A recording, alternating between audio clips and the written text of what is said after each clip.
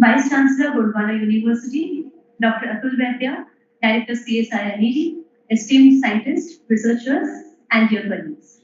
Today, we gather to honor our planet and commit to taking a better care of it.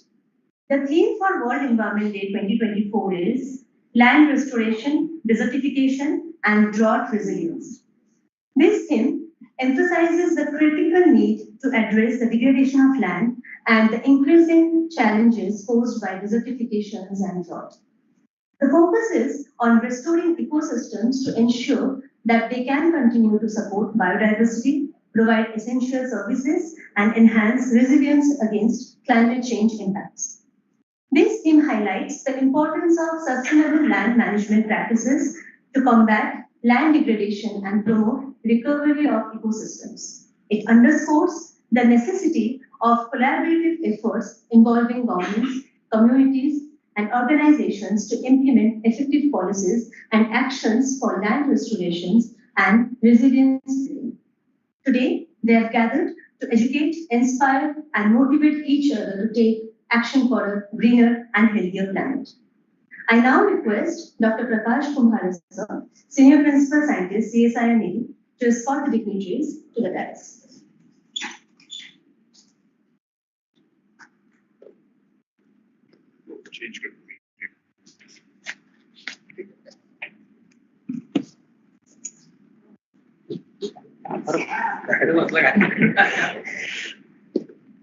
I request Director Sir to welcome our guest with a sapling as a token of our gratitude.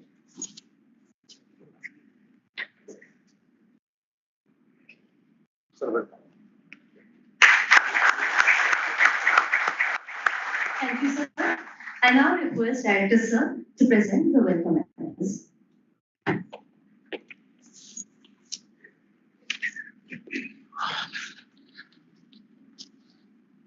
Very good afternoon to all. National Environment Day. This should be the closest celebration to me because we are dedicated to environmental research. Like we keep on celebrating so many days across over the year. This should be the single most important day where we should be greatly involved in that. And to be very frank, when I look at the environment and the present day environment, throughout my research career, we should think every day as Environment Day, to be very frank. Because we should be thoroughly thinking about the environment and our future. And it's high time that we must look into the problems which we have created for the environment. Otherwise, the environment will start creating problems for us. It has already started. So, when the environment starts creating problems for mankind, it's very difficult to handle that. This year, this is the time when we should really look into our activities, what we have done so far, and what we are going to do in future.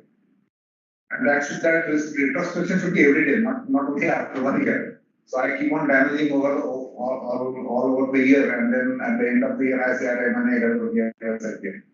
our activity should be like that. And the same thing is for any resource, not only land, which is the main theme of today's environmental day, but all resources, natural resources, which we are using for our own survival purpose and for our greed and need both.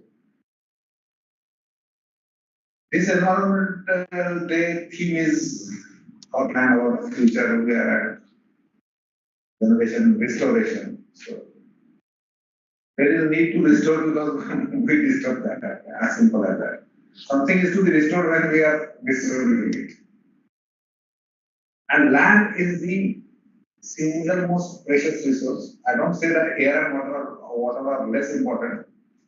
But for mankind, because we are by nature, we are terrestrial animals, land is the most important resource for us. We stay on land. Our survival depends on land. And for us, land is also resource of other resources like water, minerals, and whatnot. And therefore, land should be the prime thought of our environmental thinking. But we exploit our own land for exploring minerals, for water, for agriculture. We explore the land, we exploit the land. In addition to that, we contaminate the land. So it's like using a person and kicking him out of platform. You get all the services from a person, you don't pay a single rupee to him, and at the end of the day, you punish him and drive him out of the room. There is something like that. So we are so thankless to our land. We explore, we exploit, we survive on that, but we spoil it.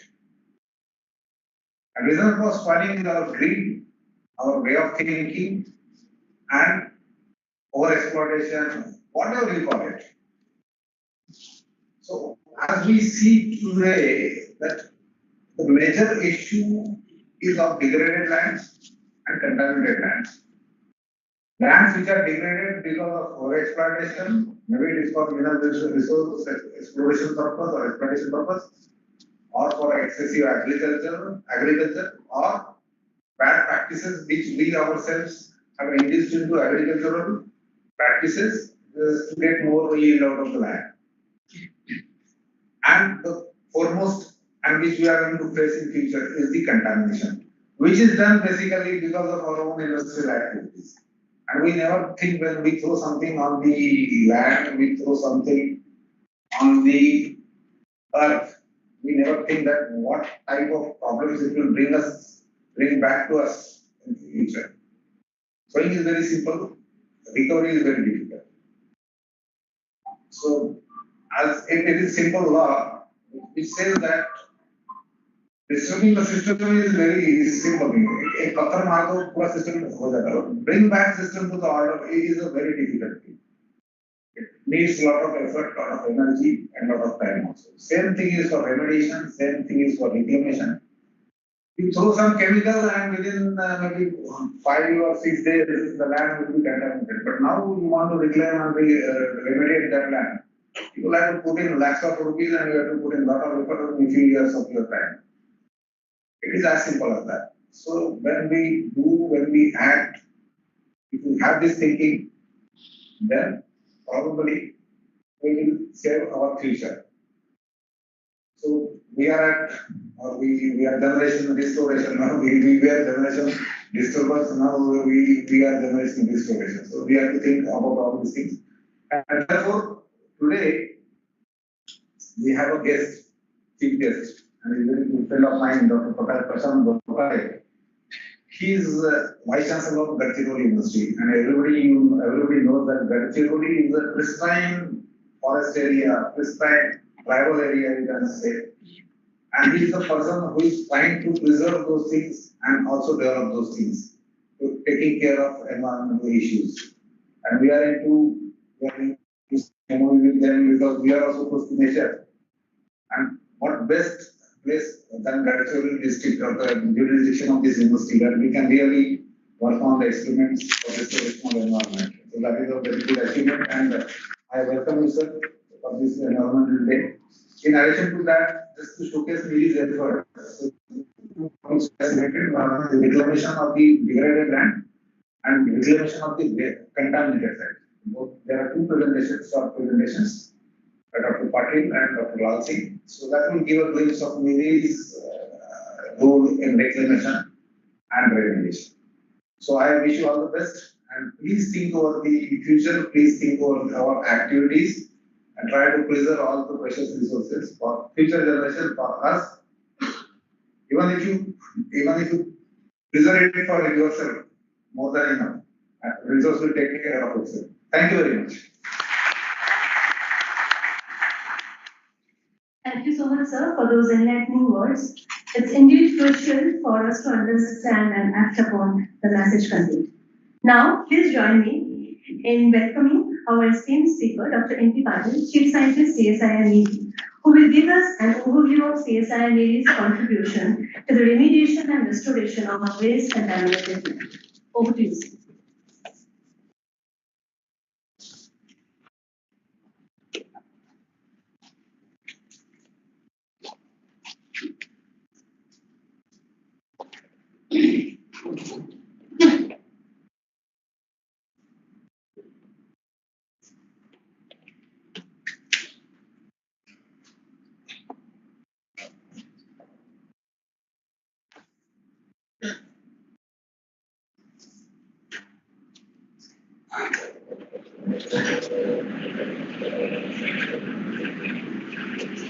A very good afternoon to everyone present here. As we all know, the theme of World Environment Day this year is land restoration, desertification, and drought resilience. CSIR-NEERI has been actively involved and working in all these areas for past many decades. So, one of the area that is land restoration. I'll be presenting. We have done many projects, many activities in the past 2 decades on this area. So, I'll be presenting the contributions made by our institute on land reclamation through remediation.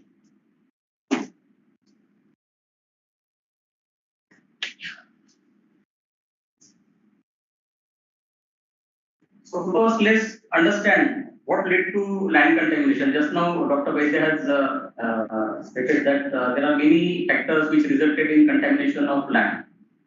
So, the major reason for contamination of land is unscientific disposal of industrial waste. We all know the industrial revolution in India started sometimes in 1960s when we started developing the industries like refineries, petrochemical complexes, fertilizer industries, metallurgical industries. So, as we all know, all these industries will generate solid waste, liquid waste, and hazardous waste. So that means whatever waste generated from this time, that is from 1960s, we started disposing of this waste on land.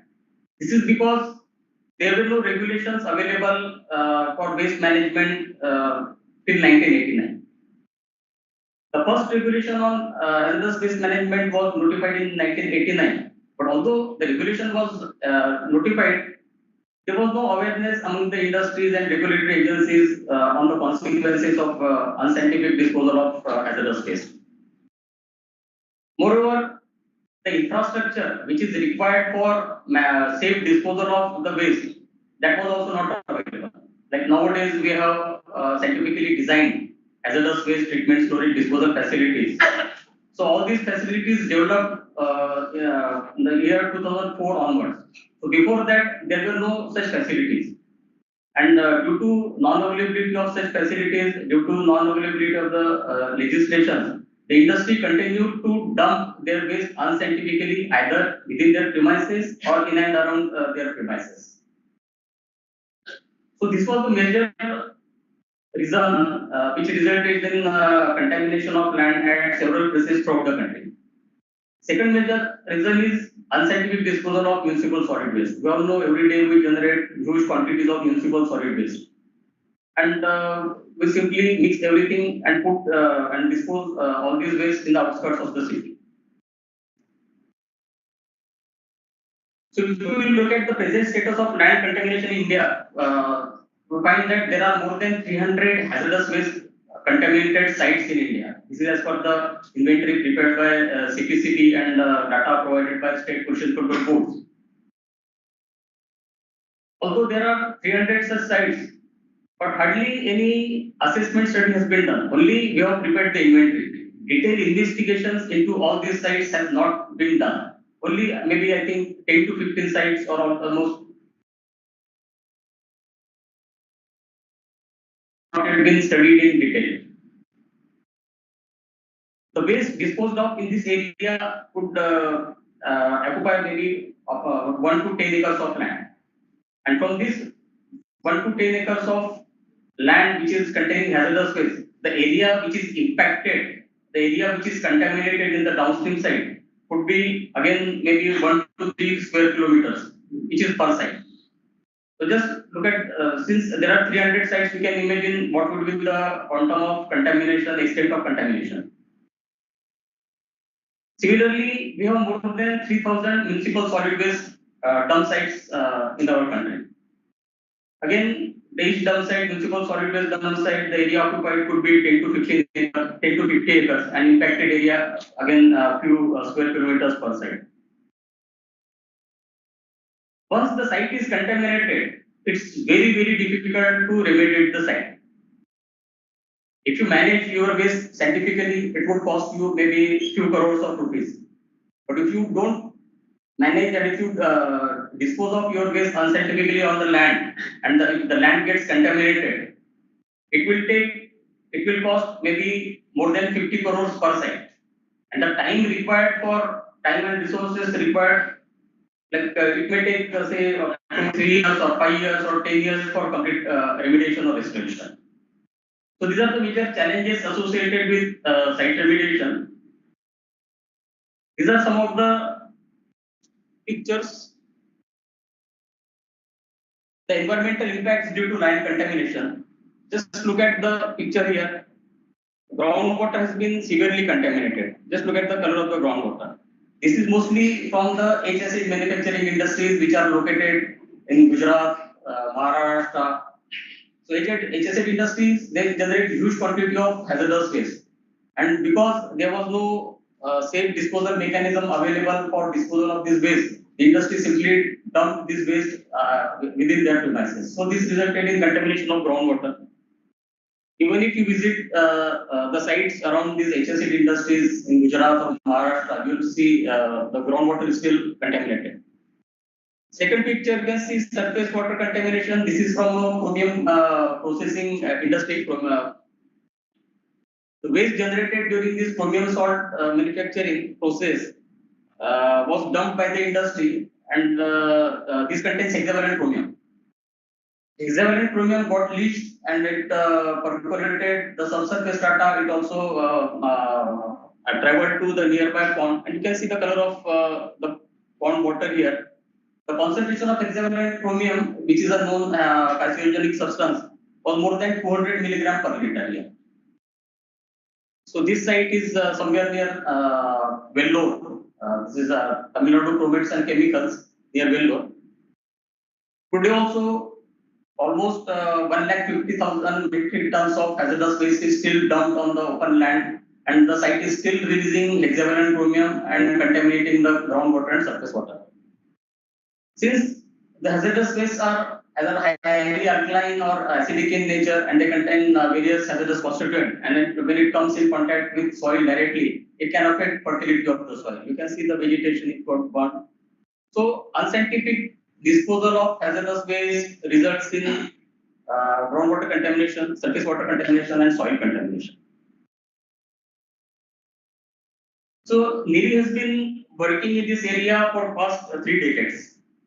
So NEERI has developed the expertise to do a detailed assessment of these sites and develop a remediation plan. And we are also into full-scale implementation of this remediation plan. There are different steps involved. Actually, the remediation is a multidisciplinary subject. You need people from chemical engineering, civil engineering, geophysicists, biologists. So the expertise of different subject areas are required if you want to do a complete site remediation.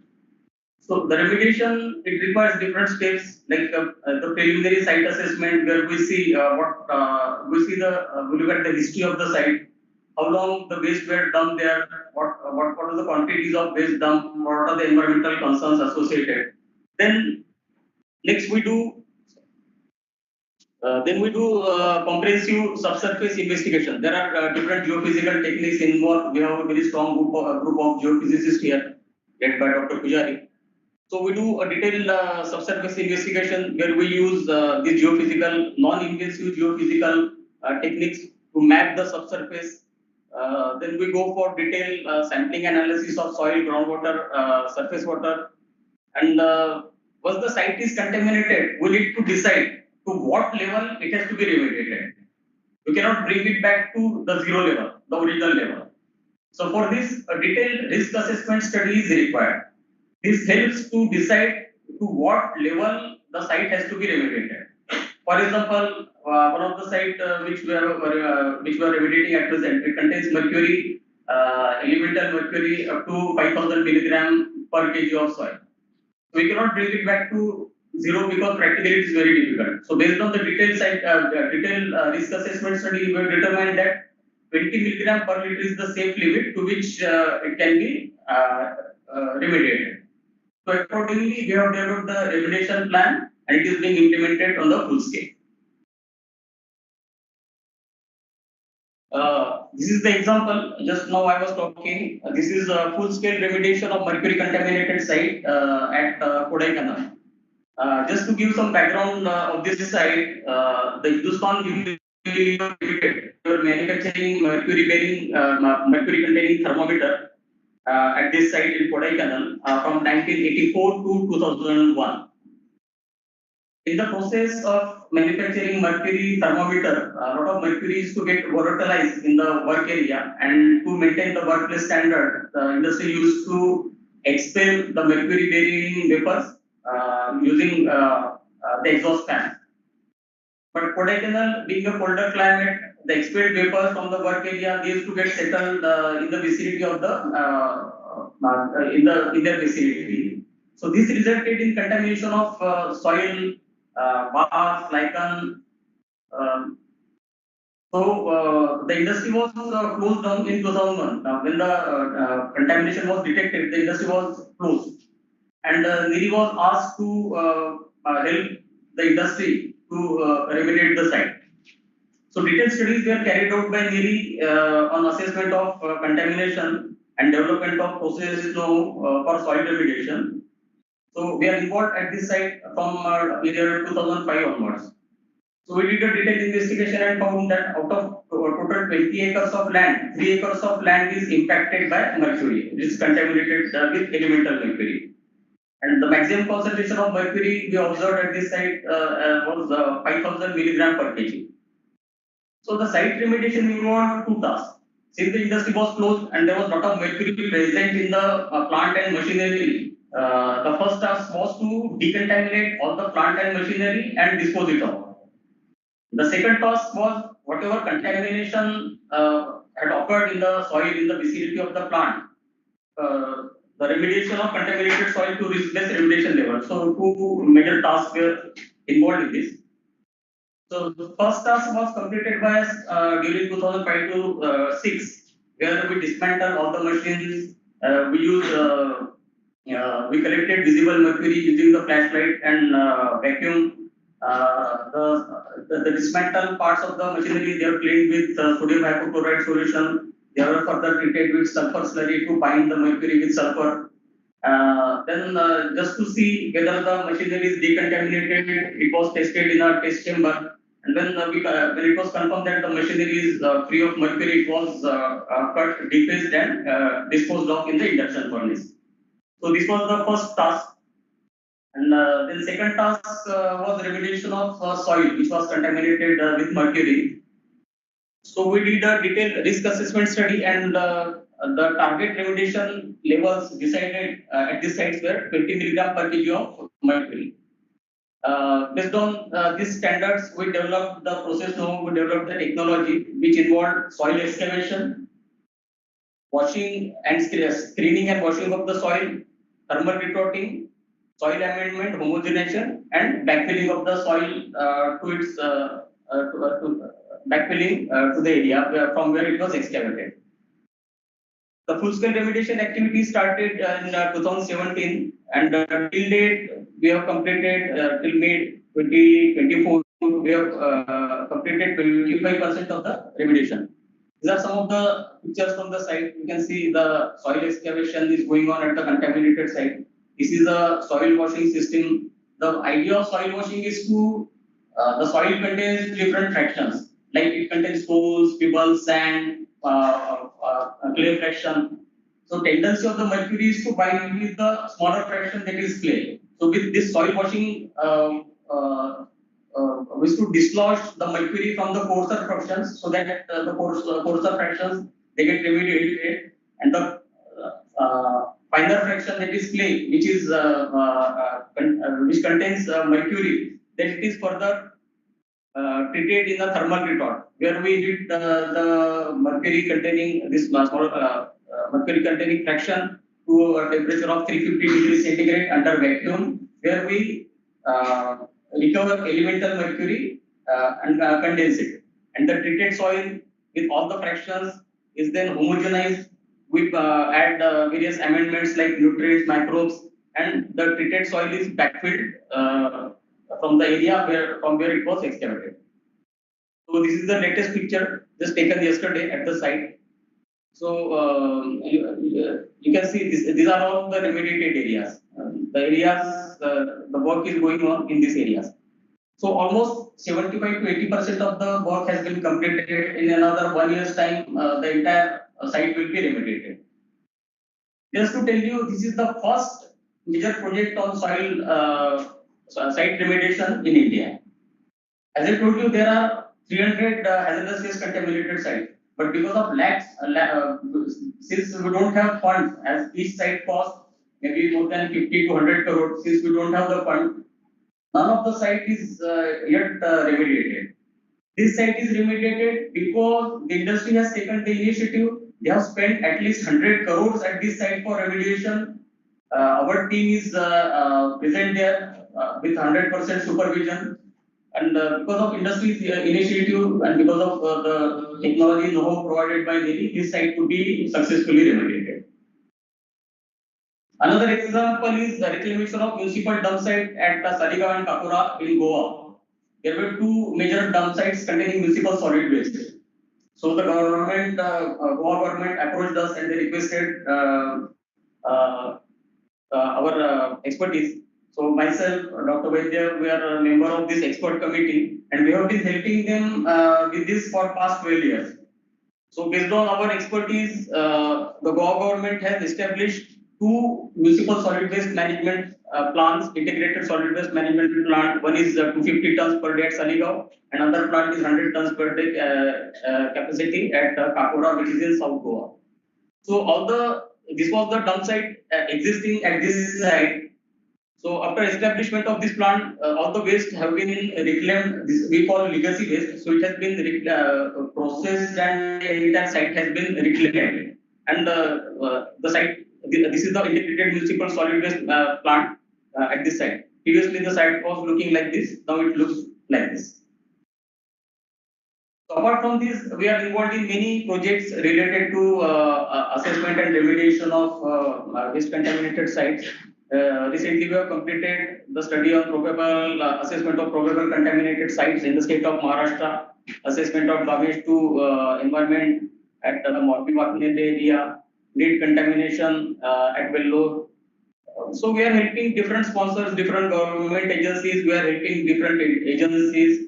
So at least we are doing almost 10 to 15 projects at this stage on various issues of remediation. Thank you. Thank you for your attention.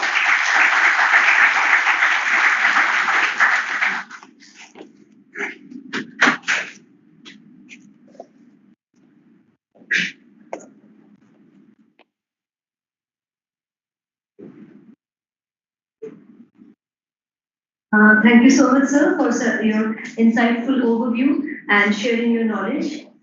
So now we have our next speaker with us, Dr. Lal Singh, Principal Scientist, CSIR-NEERI, who will present the ecological restoration of wasteland by CSIR-NEERI. Welcome.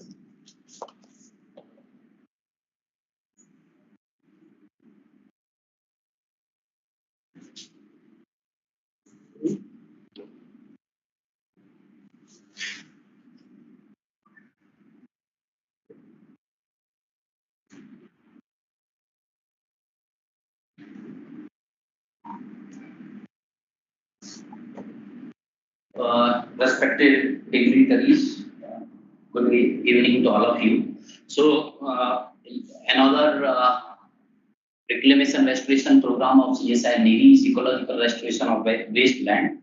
So, as we know, in our country, we have 2.4% land area, means 329 million hectares area.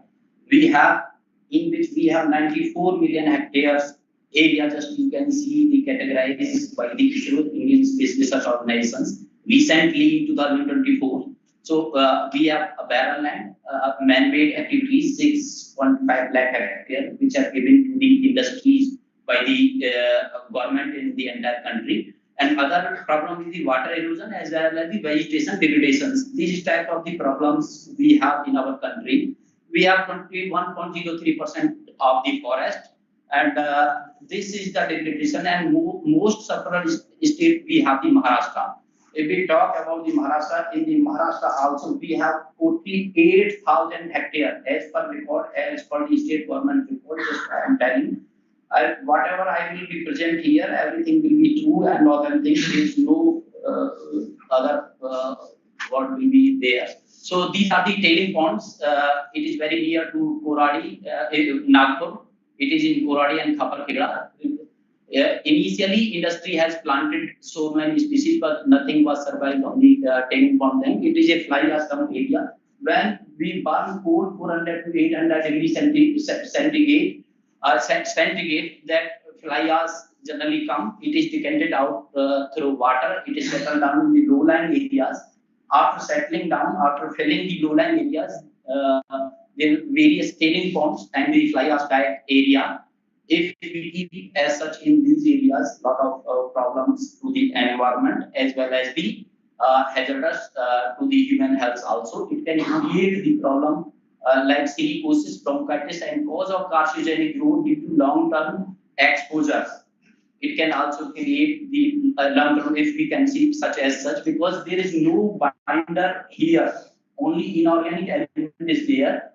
When we burn, it is a hard substance. When we burn 400 to 800 degrees centigrade, there is no organic matter was there. Only inorganic element, silica more than 20, sometimes 18 to 20%, and after that other inorganic elements is there. So CSIR-NEERI is developed a simple process. It is eco technological process in which we have taken 6 parameters. It is a very simple. There is no rocket science. Site-specific plant species, physical, chemical parameters, and the microbiological bacteria and some fungi we have collected, and bacterial consortia are prepared according to site characteristics. Selection of species is very important parameters according to site characteristics as well as the local environment, as well as the local demand of local people, as well as the type of the industry. So selection of the plant species, after the physical, chemical, biological parameters, and the organic waste, whatever the organic waste near the site is available, we use. After that, we prepare the process and design. According to process and design, we work. How we work, just we will present. So, respected all, these are the fly ash dump area. After filling that fly ash dyke and dump area, we have evaluated physical and chemical parameter, as well as the heavy metals. We have evaluated how much heavy metal, what type of the organic binder we can use, because we have to reduce the cost as per the industry. 2 to 3 demands of the industry. Industry one, the cost should be less, and solutions should be ecologically sustainable. So the solution should be like that. Scheduled species should not be there on the industrial land, because we can use any times any purposes that land. So we have to give the 30% the greenery, but non-scheduled species should be there. So these are the guidelines given by the industry. So commercial bamboo species we have selected in our country, 137 types of the bamboo species which are having in the forest 15 million hectares of the bamboo. So on the basis of that, we have evaluated commercially viable species for the socio-economic benefits, as well as the socio-economic development of the local areas. So just you can see these types of area by using simple technology which have developed by CSIR-NEERI sapling mycorrhiza bacterial consortia. Within 2 years, we have achieved more than 40 to 50 feet height, sometimes 40, sometimes 50 feet height. How we can achieve? Only one time investment is required in the rhizospheres of the plant after digging the pits. After that, there is no amendment, there is no investment is required by the investor as well as the society. And within 6 months, control soil erosion, development humus, and CO2 sequestration, biodiversity conservation. How? These are the dump. Just you can see 0 days. We have started according to CSIR-NEERI technology, 30 days and 45 days. Just you can see. We have developed recently 42 Bachat Gat working with us. In Bachat Gat, 20 ladies of the surroundings village area in which industry is running.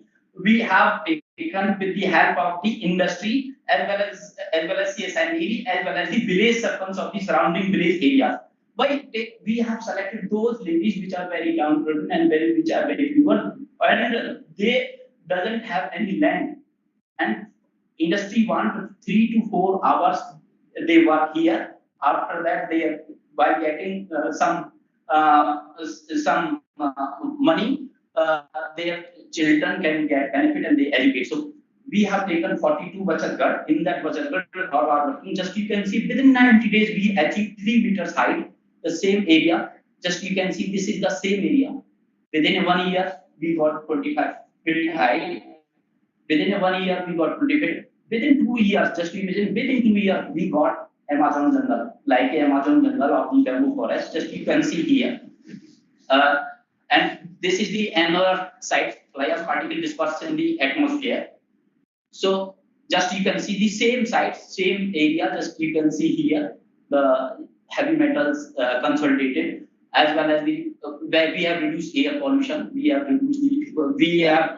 increased the carbon sequestration, reduced the soil pollutions. So not only we have developed the above ground biomass, in the below ground biomass, which we have even manipulated the rhizospheres of the plant system. Just you can see the rhizospheres of the bamboo. So not only the rhizospheres we have developed, bamboo leaf within 23 days fall from the plants, and one bamboo shoot arises 5,000 leaf approximately in a year. So within 2 years, 10 centimeters of that the mulching of the bamboo leaf is ready. So it can work as a mulching as well as the nutrient for the plants. So bamboo has its own ecology without any amendment, without any other investment. Bamboo can run their life cycle without any other output, outside output. So another dump area in Koradi area, one nala is there. So generally 3 to 4 years, the surrounding soils generally come and other waste comes. So nala is filled. So the industry for rejuvenation of the nala, they have taken all the debris and soil removed from here, and that dump they have created. On that dump, CSIR-NEERI developed like a bamboo Amazon jungle. Just you can see within 2 years. There is no manipulation on the same side. Just you can see here. It is a 40 acres area in Gogli Village. Everyone can go and visit there. So this is the another site which we have developed. You can see there is no mortality. There is nothing is there. Just you can see here. We have developed in Khapar. And after 4 years, how much we got? Total biomass 74 ton per hectare. Oxygen we have released 98 ton per hectare, and carbon sequestration we done 37. So this we did within 4 years of period. Not only the biomass and carbon sequestration, not only oxygen, we have created the environment to the surroundings biodiversity or local biodiversity. We have created the habitat. So slowly the nearby biodiversity and the same habitat have developed the bird. So 25 bird species we have developed, we have evaluated there, which they are having their habitat in this as well as the nest there, and they are having some children and the nest also. So just you can see here not only bird diversity, some butterfly, damselfly, mesofauna, columbola, everything we have evaluated. That is the real ecological interaction, ecological system. So we CSIR-NEERI have given the clear-cut solution to the industry as well as the society, and build up the socio-economic benefit to the surroundings area.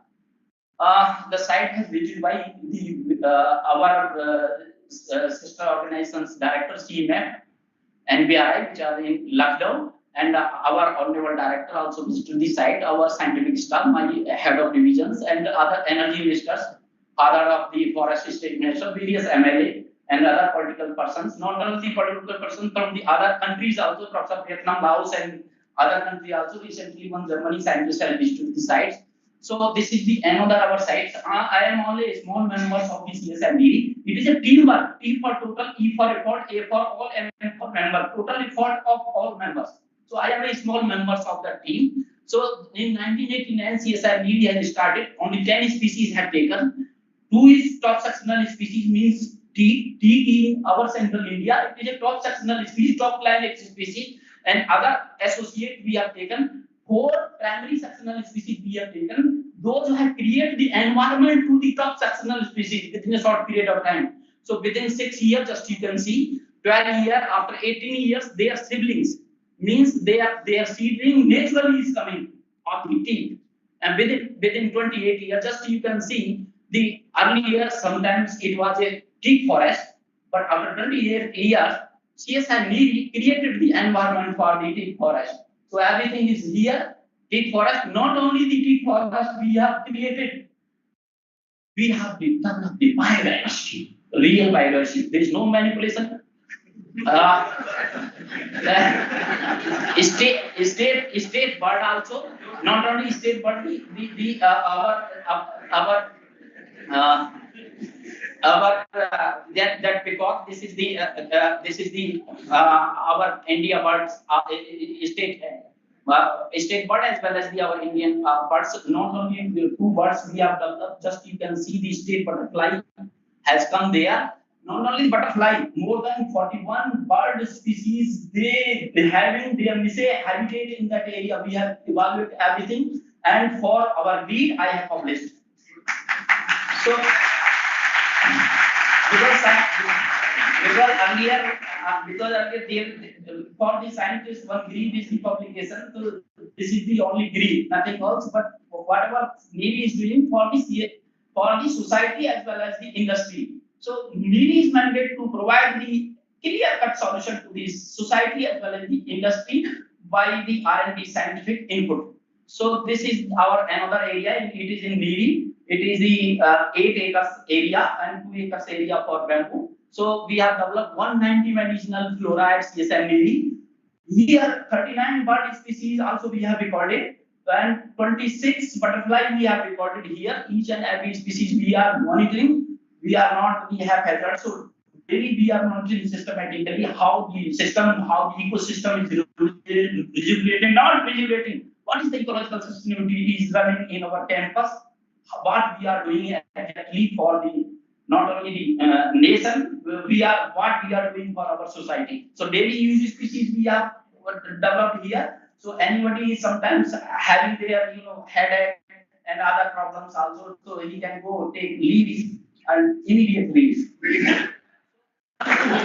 This project our director will inaugurate. So this is the bamboo biogen plant. More than 100 species we want to develop here. Work is started. In future definitely, hopefully, I have it will be inaugurated. So thank you all of you for the patience.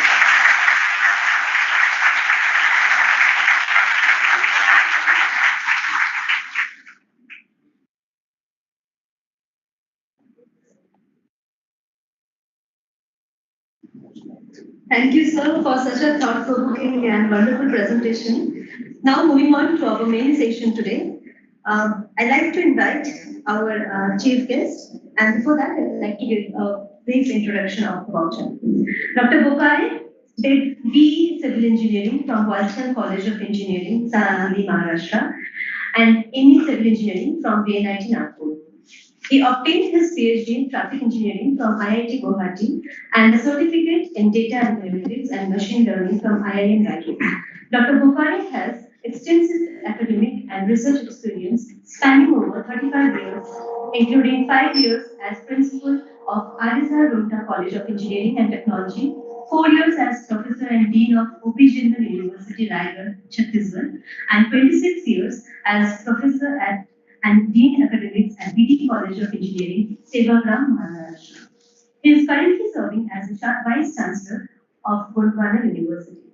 Dr. Bukhari has worked in various research areas, including traffic simulation, data analytics, probability statistics, data mining, deep learning, and machine learning. He has also established the Center of Excellence for Traditional Knowledge, Technology and Culture at O.P. Jindal University and developed the concept of sustainable and manageable rural technology for traditional industries. His contributions to the formulation of National Education Policy 2020 and women empowerment are noteworthy. Dr. Bukhari has also published several research papers in peer-reviewed journals, guided many research projects, and delivered numerous talks at various conferences. With that, I now request our chief guest to address the gathering. Over to you.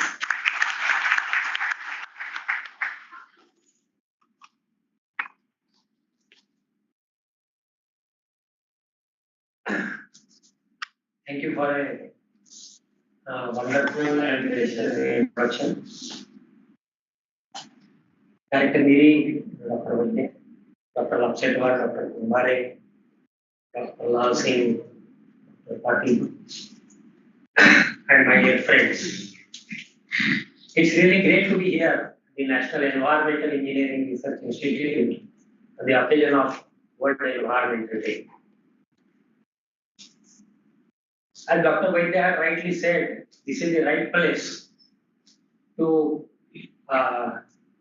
be here on this occasion. And yet another thing which he has said rightly is that we should celebrate this day every day, not one day in the year. At the outset, I would like to express why we are required to celebrate the Environment Day.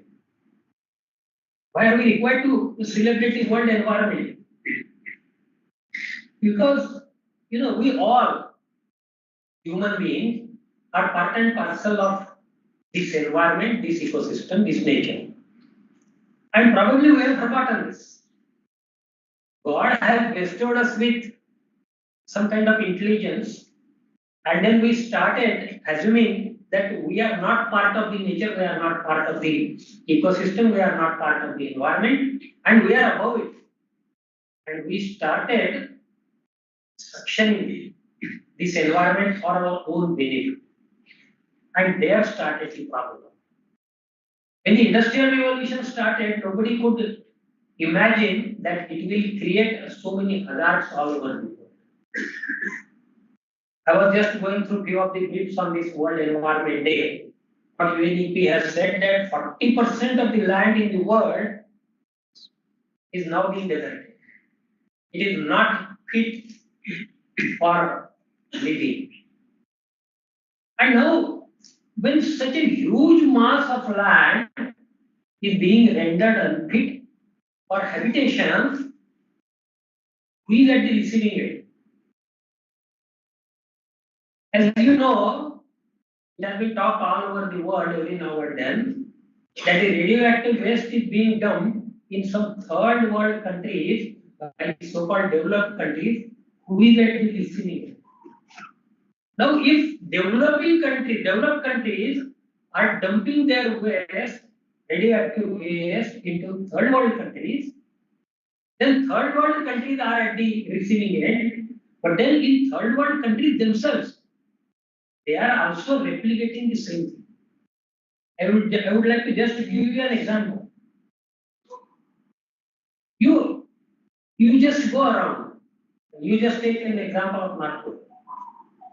Right now, I had been to Pratap Nagar, and the road was closed for concreting of road. And now you must have observed that almost every road in Nagpur is being concreted.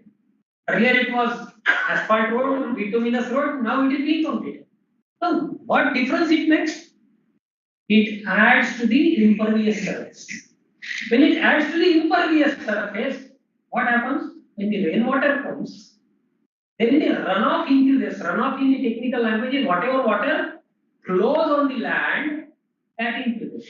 Because earlier there was a concept that when runoff will occur, when soil is saturated. When soil gets saturated with rainwater, then runoff will start. Many of the technical people here may know it. Now what happens? There is no soil saturation because the surfaces are impervious surfaces. Water does not seep into the land. Water does not seep into the soil. So water does not seep into the soil. It starts with a runoff, and this runoff goes to the drain. Drain goes to a bigger nala goes to a still bigger nala, and this still bigger nala goes to a river, which is the biggest nala. We have seen in Nagpur what happened to the Nag River. Nag river में क्या क्यों हुआ अभी 6-8 महीने पहले एक दिन बारिश है तो the dwellers on the bank of the Nag River were literally inundated.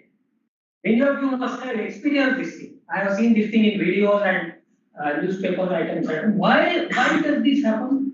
Because of this impervious surface. And this imperviousness of the surfaces is going on not only in the urban area, but in every village. I am at Gadchiroli and very frequently visiting villages. You will not imagine, but Lahiri, which is the village at the tail end, Chhattisgarh के border पे अबूझ मार के border पे लाहिरी, उसके बाद गुंडेलोर और नीलगुंडा है, वहां के भी रोड सभी कंक्रीट के हो चुके हैं, imperviousness वहां तक हो। अब when the surfaces get impervious, what is the effect on the environment? Runoff occurs. This runoff goes to the rivers. Now, if this runoff reaches to the Wainganga river, Nagpur में एक कंक्रीट रोड किया, इसलिए भामरागढ़ में flood. You know that the people in Etapalli Tehsil, around 4,000-5,000 people in Etapalli district, Etapalli Tehsil, last July से लेके तो नवंबर तक 5,000 people were on road. रास्ते पे उन्होंने अपने हटमेंट्स बना लिए, क्यों?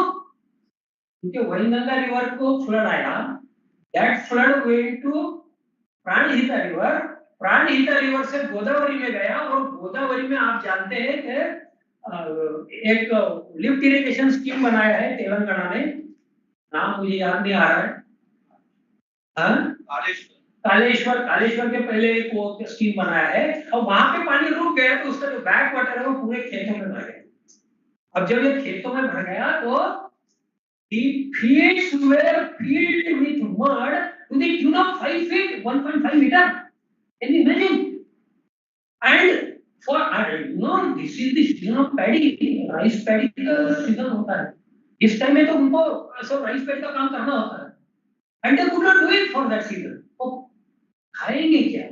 वो रास्ते पे बैठ के 5,000 लोग, किसी मीडिया में, no media entertained this thing, no media showed this thing, no media attended this thing, कोई फोटोग्राफर नहीं, कैमरा नहीं, जी नहीं, कुछ नहीं, nobody. So the impervious surface in Nagpur will create havoc in it. I was going through the theory of chaos. Dr. Mandal from Jadavpur University delivered a lecture at IIT Guwahati, and he said, when a butterfly flip-flops in Brazil, there is a storm in Bay of Bengal. That time I could not understand. So what is the theory of chaos? It is this theory of chaos. When a road is built in Nagpur, there is a flood in Nagpur, or in Pavlgam, or in Bhamragarh, or in somewhere else. So this is how we are creating our society, and we say that we are the part and parcel of this nature. I think we have forgotten. On such a day, we should remember this thing. We should formulate our policies so that those who are at the receiving end, they should no more be at the receiving end. उनकी क्या गलती है? Can we imagine what mistake they have done? What mistake the people from third world country have done? Why are they at the receiving end? Only because we want modern amenities. They are at the receiving end. One simple example. Now I am seeing here glass filled of water, but in most of the functions you will see plastic bottles. जब 2-4-5 साल पहले नहीं था, हम glass से ही पानी पीते, अब ये कहाँ से आ गया? अब कितने फंक्शंस होते होंगे? नागपुर में होते हैं, गढ़चिरौली में, चंद्रपुर में, हमारे घर में कितने होते हैं? वो कैटरर भी आजकल वो छोटी-छोटी बॉटल्स ला के रख देता है। तो पानी पीने के लिए कितना पानी वेस्ट जाता है? तो वो 250 ml 200 ml पानी रहता है, तो क्या हम पूरा पानी पीते हैं? नहीं पीते हैं, आधा पानी वैसे ही फेंक देते हैं, पानी तो वेस्ट जाता ही है। लेकिन ये फंक्शन होने के बाद ये सारा प्लास्टिक नेचर में, एंड वंस अगेन हुई दैट द रिसीविंग एंड, ये प्लास्टिक करता क्या है? ये जाता है ड्रेन्स पे, ड्रेन्स को चौक करेगा, और फिर एक दिन बारिश आएगी तो जो भी झुग्गी झोपड़ी नाग नदी के बैंक पे है वो गिरनी है, और ये उन लोगों के घर में पानी घुसेगा सबसे पहले कि जिन्होंने कोई रिसेप्शन अटेंड नहीं किया, जिन्होंने कभी प्लास्टिक बॉटल में पानी नहीं पिया, उनके घर में पानी घुसेगा। और किसकी वजह से? हमारे हो गए, ये डे टू डे एक्सपीरियंसेस है हमारे। पहले आप देखिए एसी कितने कम घरों में थे, अभी frequently I go to Mumbai, तो वो जब फ्लाइट सांताक्रूज में उतरता है तो पूरी झोपड़ियां है आजू बाजू में, अभी आप देखो हर झोपड़ी में एसी दिखेगा आपको, मकान पक्का नहीं है, लेकिन घर में एसी है। This is happening very fast. वो क्यों लगाया उसने एसी? उसका काम तो कूलर से चल सकता है, उसने एसी क्यों लगाया? उसने देखा, अगर वो क्लास 4 एम्प्लॉई है तो उसने देखा कि मेरे साथ जो क्लास 3 है उसके घर में एसी है। अब क्लास 3 के घर में एसी क्यों है? उसने देखा क्लास 2 के घर में एसी है। क्लास 2 के घर में एसी क्यों है? क्लास 1 के घर में एसी। अब क्लास 1 के घर में एसी क्यों है? वाइस चांसलर के घर में एसी। सिंपल। सबसे पहले किसी ने टाटा बिरला ने एसी लगाया होगा, उसको 50 साल बाद व्हाट इज द इफेक्ट? और कितना मैग्नीफाइंग इफेक्ट है, you please look at it. Now every household, हर घर में अगर 5-6 रूम होगी तो 5-6 एसी लगेंगे। अब उसमें कितना सीएफसी निकलेगा, कितना ग्रीन हाउस गैस, कोई इवैल्यूएशन है क्या? Can be evaluate such a huge effect on the environment?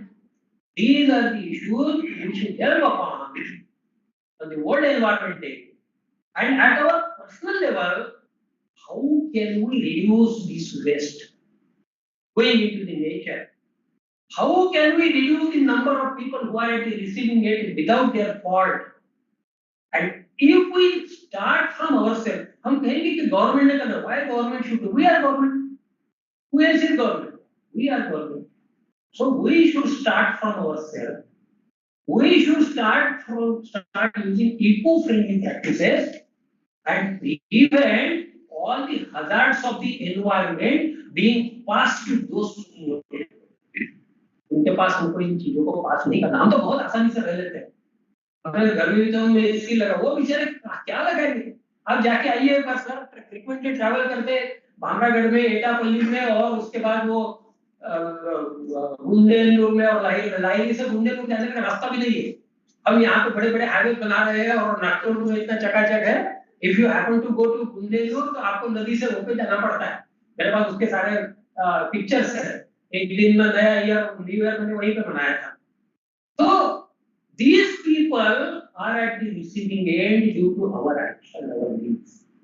So we should think once again on the world environment. What can I do myself to save this environment? What can I do myself to realize to next generation that we are part and parcel of this ecosystem? What should I do to restore, to transfer a good environment to the next generation? अगले generation को हम क्या देने वाले हैं? अभी आप देख रहे हैं कि बारिश कहीं कम हो रही है, कहीं बहुत ज्यादा हो रही है। एक ही टाइम दुनिया के दो भाग हो रहे हैं, कुछ लोग मर रहे हैं ज्यादा बारिश से और कुछ लोग मर रहे हैं बिना पानी। Are we going to pass on this legacy to next generation?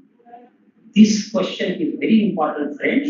And if we can develop on these questions and start realizing the importance of these small questions in our day-to-day life and start restoring environment for from our own practices, we will really be celebrating the World Environment Day. Thank you.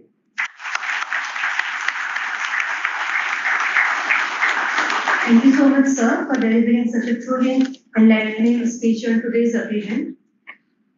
Moving forward, we have with us Dr. Nitin Nakshatraza, Chief Scientist, CSIR-NEERI, who will discuss the Memorandum of Understanding between CSIR-NEERI and Gondwana University for joint research and academic projects. Over to you, sir.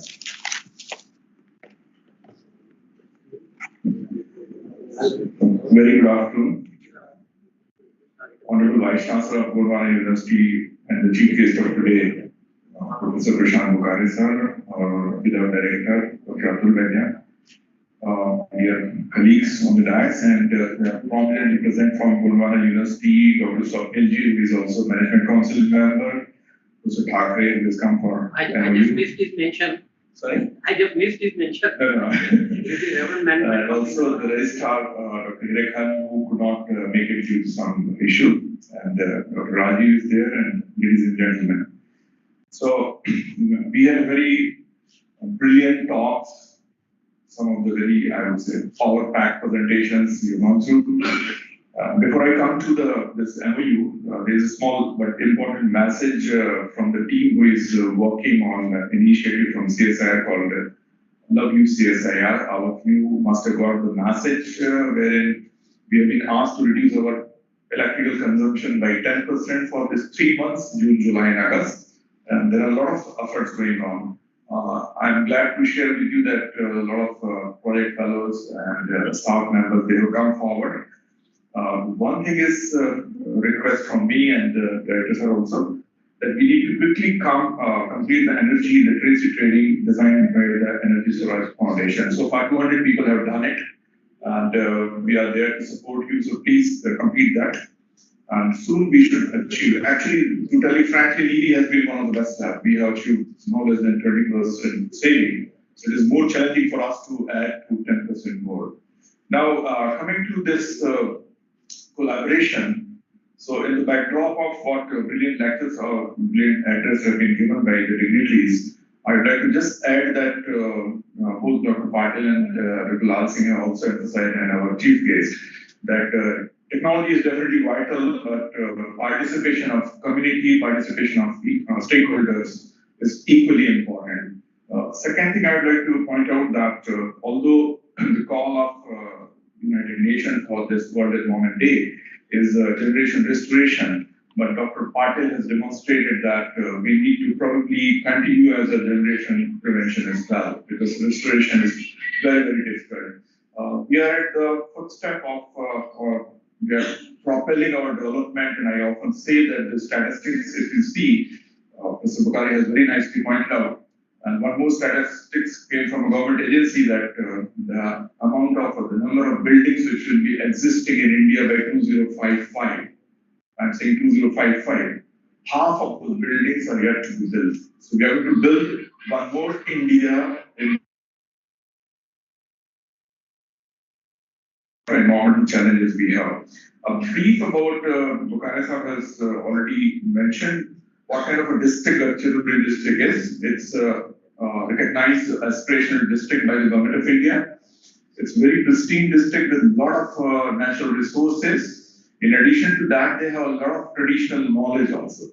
Wherein I, as a kind of a governor-nominated Senate member, I had opportunities to interact with them, and I found there's a beautiful startup. They have entrepreneurship programs, and it's an extremely good opportunity for NEERI to not only restore the pristine environment of Gadchiroli Aspirational District, but there is going to be a huge amount of mining and development activities. So I truly admire that. In this context, we are going to finalize an MOU, and all the credit goes to both the leaders, Mr. Bukhari and Dr. Vaidya, who joined hands. And formally, it is to promote the collaborative efforts in research, innovation and training, entrepreneurship development, academics, education skill training, and to facilitate the exchange of ideas, development of new knowledge, and enhance high quality research acumen. The major thrust area obviously will be environmental science, engineering resources, sustainability, and others. So I appeal to all the scientists of NEERI, and of course, there is a lot of enthusiasm and faculty of Gondwana University to join hands and plan actually some real-world problem solutions, and also to train the generation, the next generation, to harness their energy, creativity, and resolve to make possible that they are not only contributing to both the institutes, but in a broader way to the country, to the environment, and to the mother nature. So I'll stop here, and I'd like to especially thank all those who are involved in this MOU. And I would like to now request both the dignitaries to exchange the memorandum of understanding. Thank you.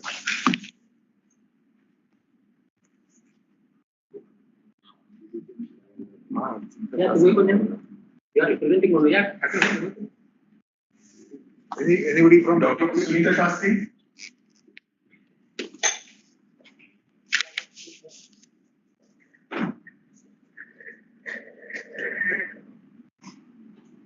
The management council member. Computer science. This is the MOU which has been signed already.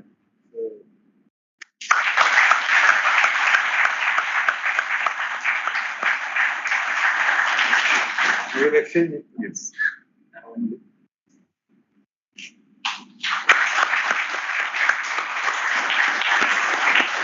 understanding is already there, it is converted to document. Thank you.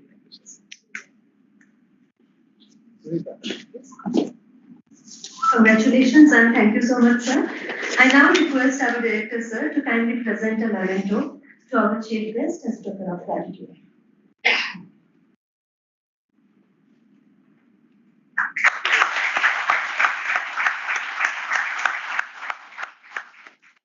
Thank you, sir.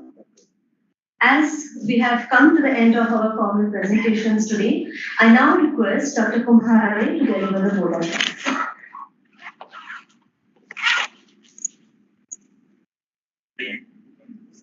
मंच पर आसीन respected dignitaries और सभी मेरे साथी audience, valid audience है, मैं नाम नहीं ले सकता।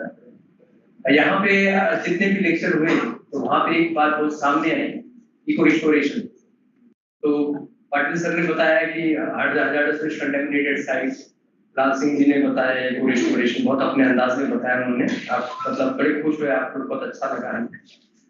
वही सर ने लैंड एक्सप्लोरेशन की बात की और हमारे चीफ गेस्ट ने भी अमूमन वही बात की कि हमें किस तरह से अपने देश को, तो यहाँ पे जो आज का थीम है अवर लैंड और जनरेशन रिस्टोरेशन, तो मुझे अभी सोच रहा था मैं जब प्रेजेंटेशन हो रहे थे कि जनरेशन रिस्टोरेशन क्यों है, तो इससे पहले में कौन सी जनरेशन थी? Destruction.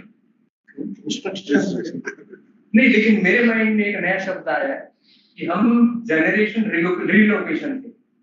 अब रिलोकेशन क्या है, बहुत अजीब लगेगा आपको सुन के। तो रिलोकेशन का मतलब मैं डिक्शनरी में देख रहा था तो किसी चीज को खिसका देना धीरे से मतलब अपने घर से जो कूड़ा निकला उसको दूसरे के घर में खिसका देना, वो है रिलोकेशन। तो मुझे लगता है रिस्टोरेशन के पहले की जनरेशन रिलोकेशन रही होगी। और मैंने कल ही देखा जब मैं घूमने जा रहा था रात में वाइफ के साथ, तो मेरे सामने एक कपल चल रहा था और उस कपल की हरकतों को देख के मैंने सोचा कि जरूर दोनों वर्किंग होंगे, क्योंकि एक हाथ में पॉलीथीन था, उसमें कूड़ा था। उन्होंने इधर उधर देखा और वो पॉलीथीन के कूड़े को रेलवे लाइन में फेंक दिया। तो ये है, मुझे लगता है कि जो जनरेशन रिलोकेशन और जनरेशन रिस्टोरेशन का ये जो गैप है, इस एनवायरनमेंट डे में मुझे लगता है इसको हमें काटने की जरूरत है। तो आज जो भी लेक्चर्स थे, तो मुझे लगता है रिलोकेशन और रिस्टोरेशन, इसके डिफरेंस को हमें समझना पड़ेगा। ये नहीं है कि रिस्टोरेशन करना मतलब अपने घर के कूड़े को दूसरे के घर में फेंक देना है। तो ये चीज हमें समझनी पड़ेगी, उसको अपने ही घर में किस तरह से निपटाए ये हमें समझना पड़ेगा।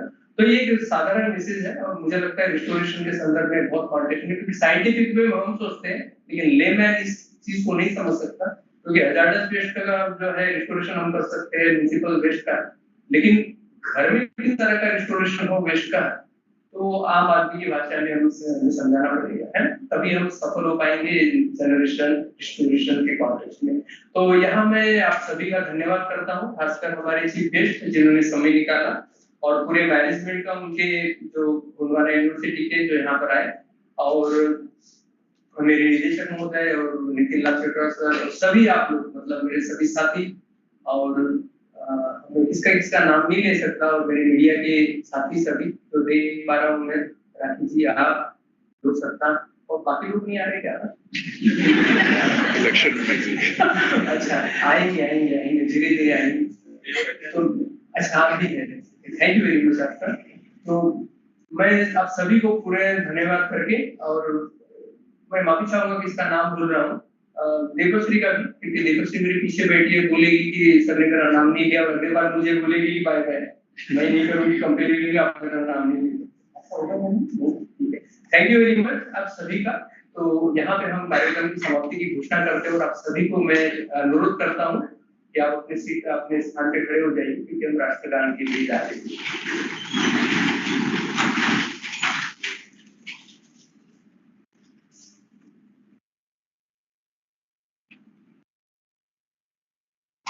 जनगण मन अधिनायक जय हे भारत भाग्य विधाता, पंजाब सिंध गुजरात मराठा द्राविड़ उत्कल बंगा, विंध्य हिमाचल यमुना गंगा उच्चल जलधि तरंगा, तव शुभ नामे जागे तव शुभ आशीष मांगे गाहे तव जय गाथा जन गण मंगलदायक जय हे भारत भाग्य विधाता जय हे जय हे जय हे जय जय जय जय हे। आप सभी से अनुरोध है कि डिग्नेटरीज को पहले जाने दें, उसके बाद आप रिफ्रेशमेंट पैकेट्स लेकर ही यहाँ से जाइए।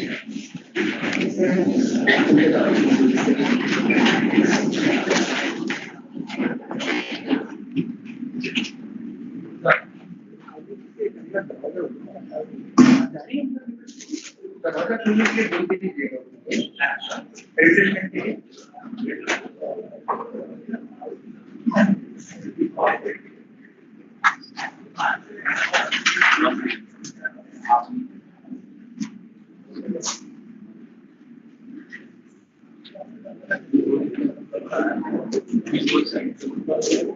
आपका